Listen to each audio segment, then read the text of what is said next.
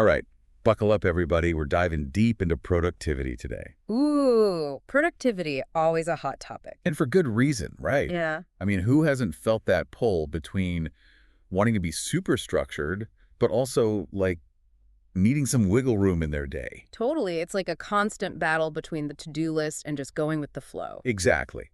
And that, my friend, is why we're tackling time blocking versus to-do lists today. Two very different but very popular ways to, like, wrangle your tasks. Yeah, I'm curious to see what our sources have to say about this eternal struggle.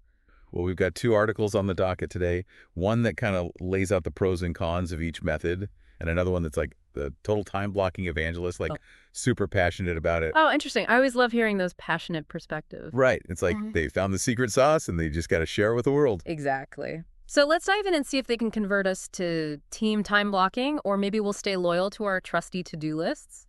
You know me, I'm always up for trying new things, but I've got a soft spot for a good old-fashioned to-do list. Yeah, there's something so satisfying about checking things off, right? Oh, yeah. Uh, That little dopamine hit is like the fuel that keeps me going some days. Totally.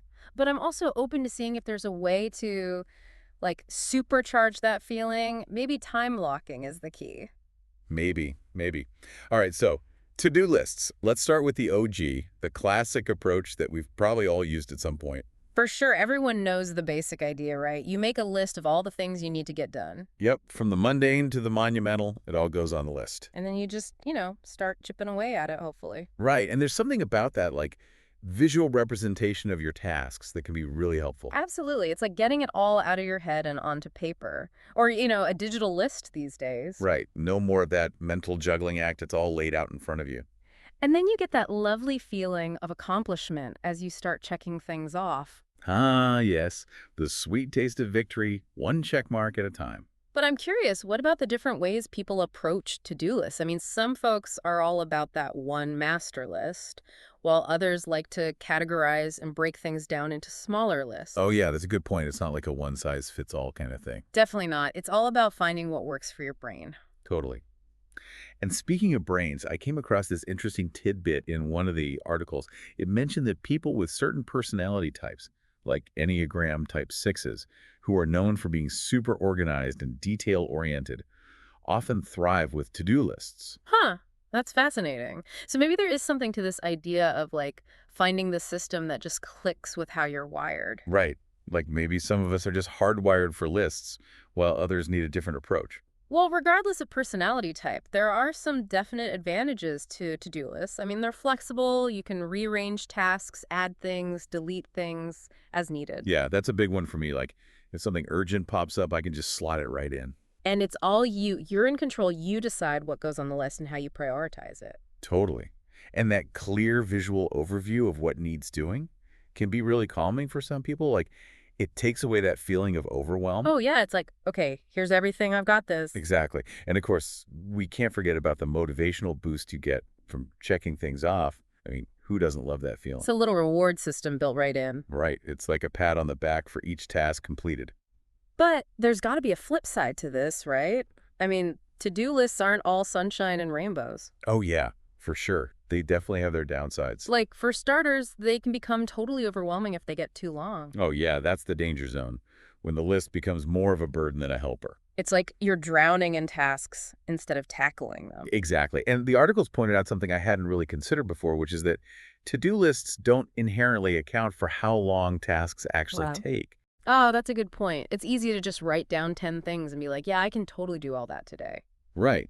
But then you realize that, like, one of those tasks could take you 3 hours, and suddenly your whole day is blown. Totally. And it feeds into that whole time illusion thing where we feel productive just by writing the task down, but we haven't actually grappled with the reality of how long it'll take. Ooh, yeah, that's so true. It's like we're tricking ourselves into thinking we're making progress. And then we end up feeling defeated at the end of the day when our list is still a mile long. Ugh, been there, done that. It's a vicious cycle. And it can lead to procrastination too, right? Like if we're constantly faced with this daunting list, it's easier to just put it off altogether. Oh, yeah. Procrastination is the to-do list's best friend, sadly. And then there's the whole multitasking trap, which I'll admit I used to think was like the key to getting everything done. Right. Like juggling all the things feeling super productive. But one of the articles actually cited research that multitasking can actually lower work quality. Wait, really? How does that even work? I thought multitasking was like a superpower. Apparently, our brains aren't designed for true parallel processing, so when we try to do multiple things at once, we're actually just rapidly switching between tasks, and that switching comes at a cost. So, like, we're losing focus every time we jump from one thing to another. Exactly, and that can impact our accuracy, creativity, and even our stress levels. So that juggling master feeling is actually an illusion. We might be doing more, but we're not doing it well. Precisely. Multitasking is a productivity myth. Okay, I'm officially convinced multitasking is out. Mm. But before we get too down on ourselves, let's shift gears and talk about time blocking.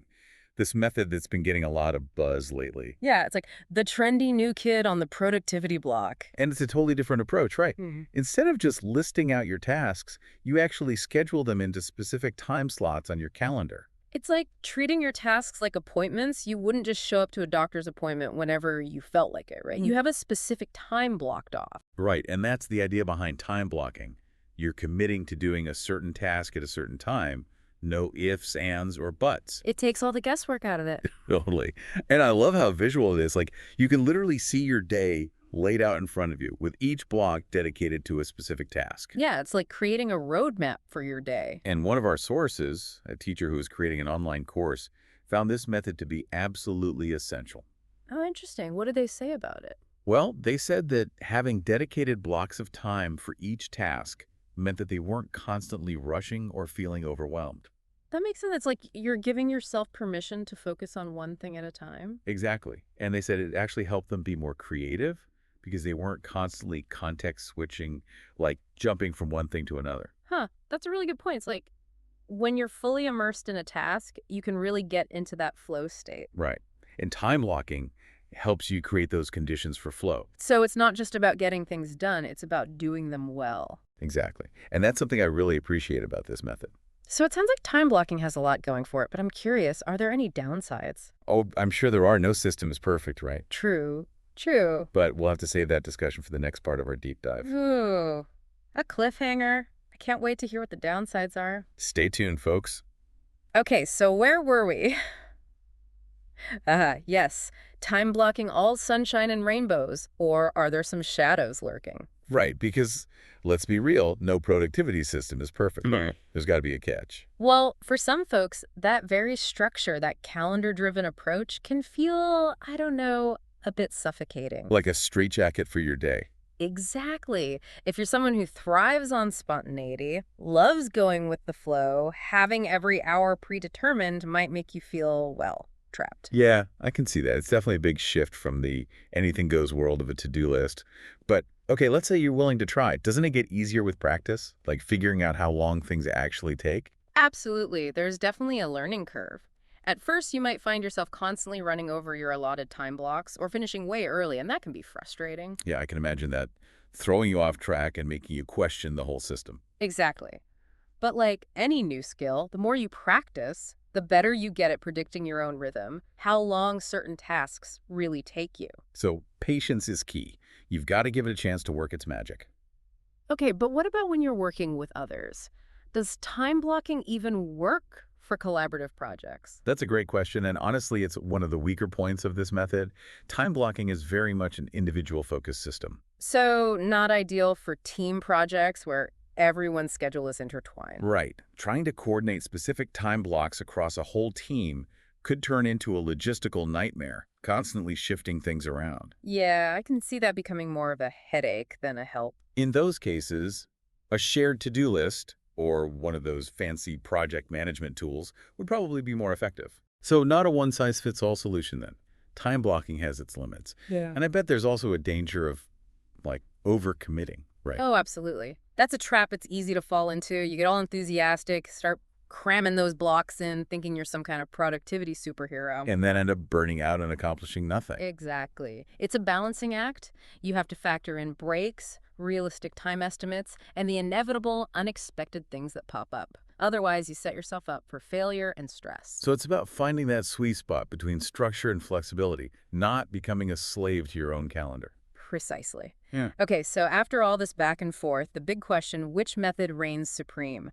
Time blocking or to-do lists? Or is it less about a winner and more about like finding what works for you, your personality, your work style? You hit the nail on the head. There's no universal champion here. It's about understanding yourself, your strength, weaknesses, what you're actually trying to achieve. Do you crave structure or do deadlines send you spiraling? Ooh, you're making me think. I tend to overestimate what I can get done in a day, and then I feel defeated when my to-do list is still a mile long at bedtime. It sounds like maybe a little more structure could be beneficial, but here's the interesting part. It doesn't have to be an all or nothing situation. Wait, what do you mean? Spill the tea. A lot of people find success with a hybrid approach, combining the best of both worlds, time blocking A&E to-do lists. So I can have my cake and eat it too. Tell me more about this mystical hybrid method. Think of it as a strategic alliance. Use time blocking for your most important tasks, the ones that need deep focus and are most likely to get procrastinated on. Okay, so the big projects, the creative work, those get the VIP treatment of dedicated time blocks. Exactly. But then keep your trusty to-do list for those smaller, more flexible tasks that can be fit in around those blocks, emails, phone calls, errands, that sort of thing. This is like a tiered system. The VIP tasks get prime time slots, and the rest hang out on the list ready to be tackled when I have a pocket of time. That's brilliant. And it means you're not locked into a rigid schedule for every minute of your day. You have structure where it's needed most, but also the freedom to adapt. Speaking of personal preferences, you mentioned earlier that you're a time blocking fan. Have you always been that way, or have you experimented with to-do lists too? Oh, I've definitely dabbled in both camps over the years. There were times when a simple to-do list was enough, especially for projects with lots of small, independent tasks. But when you need to buckle down and focus. Time blocking all the way. It's my secret weapon for deep work, creative thinking, anything that needs serious planning. Sounds like you've really mastered the art of time management. You found what works for you, and that's what matters most, right? Exactly. It's not about blindly following a system. It's about finding what helps you feel organized, in control, and ultimately more productive. So whether it's pure time blocking, a dedicated to-do list, or that clever hybrid approach, the goal is to personalize your system to fit your unique needs and goals. You got it. And it's about being kind to yourself in the process. Don't get caught up in comparing yourself to others or striving for some unattainable level of perfect productivity. Such a good point. Find what works for you, what makes you feel good, and watch those tasks start to melt away. We've been really getting into like the nuts and bolts of these systems, but I'm realizing there's something bigger here. Oh, yeah. It's not just about the list or the calendar. It's almost like the mindset behind it, right? Absolutely. The tool is only as good as the person using it, right? Yeah. It's about being intentional, making conscious choices with your time and energy. That's where the real change happens. Okay, I'm with you. So less about rigidly following the system and more about like a philosophy of being intentional. But how does that actually work day to day? It gives you freedom to adapt. So instead of being chained to one method, you become almost like a productivity chameleon. A chameleon, I love that. Right. You assess, okay, what's the situation? How's my energy? What does this task need? And then you pick the approach that fits. So not I'm a time blocker or I'm a to-do lister, but more like I'm someone who uses the right tool at the right time. Exactly. It's empowering, you're in control, and this mindset shift, it can unlock even more potential because it frees up mental space. Oh, how so? When you're not constantly battling the how of getting things done, you can focus more on the what, the actual work, the ideas. It's like decluttering your mind so you can actually think clearly. Totally. And that opens up possibilities, not just to get stuff done, but to do it well, with intention, maybe even enjoy it. Enjoy work. Is that allowed? Right. But seriously, it becomes less about checking boxes and more about, are your actions matching your values, your priorities? That's deeper than I thought we'd get. But it makes sense. That's more fulfilling than just turning out tasks, Way right? more sustainable in the long run. And we forget that sometimes productivity isn't just about output. It's about a meaningful life. So this intentional thing, could it go beyond just work? That's what I've been wondering. What if we applied this to everything? Relationships, health, hobbies, you name it. Not in a crazy way, but like a lens to see our choices through. Yeah, we become the architects of our own lives, deciding where our time and energy goes. So less about chasing peak productivity and more about this mindset of being intentional. that can be applied everywhere. Exactly. And the beauty is it's a journey, no finish line. You're constantly refining, adapting, figuring out what really matters. That's a challenge I'm up for. Me too. And it's a journey we're all on together, figuring out what works, experimenting, and ultimately, creating lives that are productive and fulfilling. All right, folks, that's our deep dive for today. We went from the nitty-gritty of lists and calendars to, wow, intentional living. That's a leap. Always a pleasure. And remember, the biggest takeaway, find what works for you, experiment, be kind to yourself, and never stop exploring. Couldn't have said it better myself. Now, we want to hear from you. Have you tried time blocking? Are you a list fanatic? What are your productivity wins and fails? Hit us up on social media. We love learning from you all. Until next time, stay curious, stay productive, and most importantly, stay true to yourselves.